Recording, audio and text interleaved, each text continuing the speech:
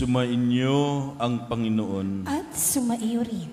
Ang mabuting balita ng Panginoon ayon kay San Mateo. Papuri sa iyo, Panginoon. Noong panahong iyon, sinabi ni Jesus sa kanyang mga alagad, "Pakinggan nga ninyo ang kahulugan ng talinghaga tungkol sa manghahasik. Ang mga nakikinig ng salita tungkol sa paghahari ng Diyos, ngunit hindi nakauunawa nito, ay katulad ng mga binhing nahasik sa tabi ng daan. Dumarating ang masama at inaagaw ang nahasik sa kanilang puso. Inalalarawan ng binhing nahasik sa kabatuhan ang nakikinig ng salita at masayang tumatanggap nito kaagad, ngunit hindi ito tumitimo sa puso nila, kaya't hindi sila nananatili. Pagdating ng mga kapighatian o pag-uusig dahil sa salita, agad silang nanlalamig.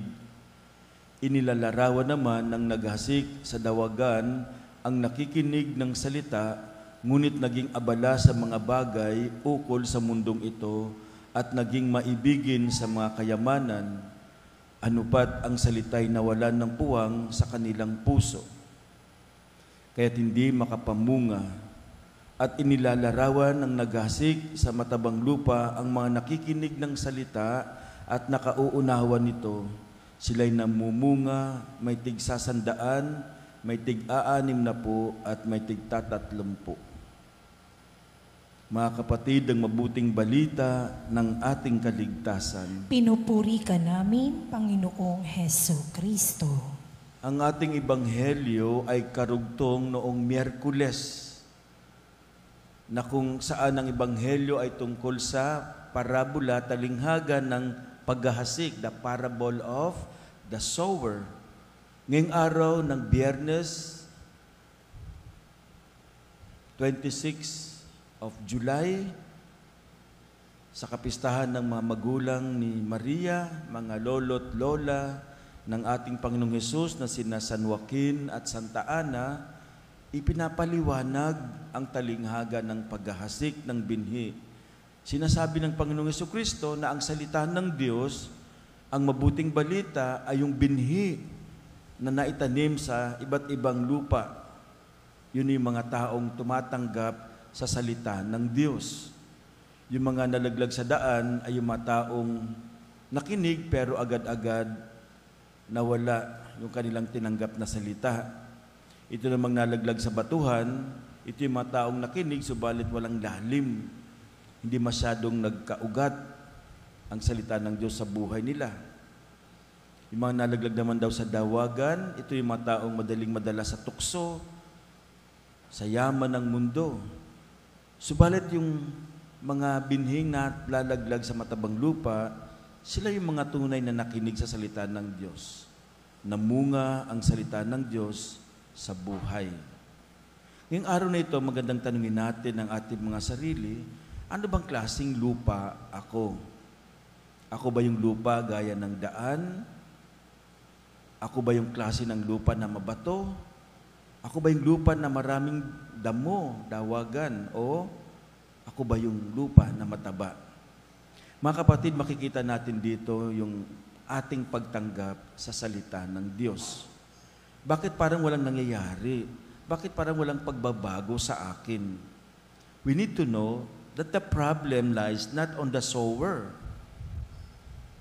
Hindi yung siya naghasik. The problem lies not on the word. Hindi sa salita. Saan ba nagkaroon ng problema? Kadalasan ng problema ay naroon sa taong tumatanggap sa salita ng Diyos. Sa mundo na ginagalawan natin, napakarami talagang tukso. Maraming aagaw sa salita ng Diyos. Marami talagang magiging hadlang upang tanggapin natin ang salita ng Diyos, upang ito'y mamunga, yumabong ang salita ng Diyos sa buhay natin. Nariyan ang pagdududa, ang ating agam-agam na maisabuhay itong salita ng Diyos. Sabi ko nga kasi maraming hahadlang upang ito'y yumabong. Kaya minsan may pagtatalo sa kalooban natin. Natatanong natin, tama nga ba ang sinasabi ng mabuting balita? Tama nga ba ang tinuturo ng mga pari, ang itinuturo ng ating inang simbahan?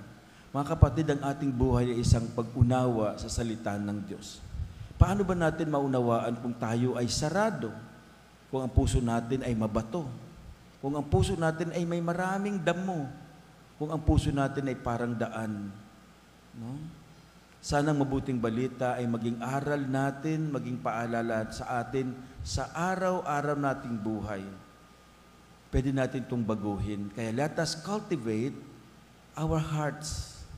Cultivate our souls. Let us cultivate our lives upang maging mataba. Di ba kapag ang lupa payat, pinapataba, pwede namang maging mataba.